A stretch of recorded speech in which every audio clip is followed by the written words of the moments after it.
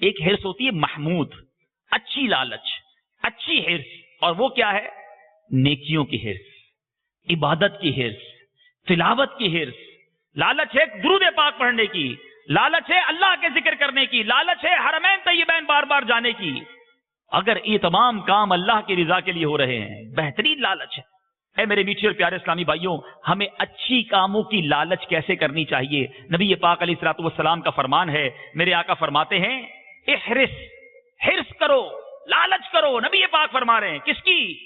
علی ما ینفعک واستعن باللہ ولا تعجز، یعنی اس پر حرص کرو جو تمہیں نفع دے اور اللہ سے مدد مانگو، عاجز نہ ہو۔ ہمارے اسلاف نے بھی تو یہ حدیثیں سنی تھی، دیکھو کیسی حرص تھی، کیسی تمنا تھی۔ آج لوگ کہتے ہیں جناب لائف بہت تھوڑی ہے، جلدی جلدی کام کرنا چاہیے، جلدی جلدی دنیا بہتر کر لو، جتنا انجوائے کرنا ہے کر لو، ہم دنیا سے چلے جائیں گے۔ ایک مینٹل لیول تو یہ ہے، ہمارے اسلاف کا مینٹل لیول کیا تھا؟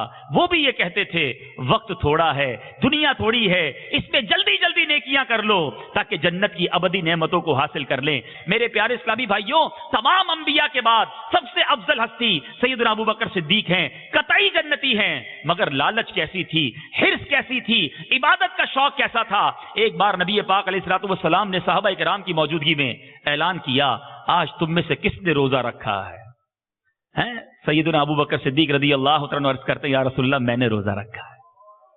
چلیں ٹھیک ہے جناب۔ پھر پوچھا پیارے آقا علیہ الصلوۃ والسلام نے آج تم میں سے کس نے جنازے میں شرکت کی ہے؟ سیدنا ابو بکر صدیق عرض کرتے ہیں آقا آج میں نے جنازے میں بھی شرکت کی ہے۔ ارشاد فرماتے اچھا یہ بتاؤ آج تم میں سے کس نے مسکین کو کھانا کھلایا ہے؟ صدیق اکبر عرض کرتے ہیں یا رسول اللہ آج میں نے مسکین کو کھانا بھی کھلایا ہے۔ چوتھا اناؤنسمنٹ صحابہ کرام کے سامنے، ارشاد فرماتے ہیں آج تم میں کس نے مریض کی عیادت کی ہے؟ صدیق اکبر عرض کرتے ہیں آقا میں نے آج مریض کی بھی عیادت کی ہے۔ سرکار دو عالم صلی اللہ تعالی علیہ وسلم نے ارشاد فرمایا جس کسی میں یہ خصلتیں جمع ہو جائیں وہ جنت میں داخل ہوگا۔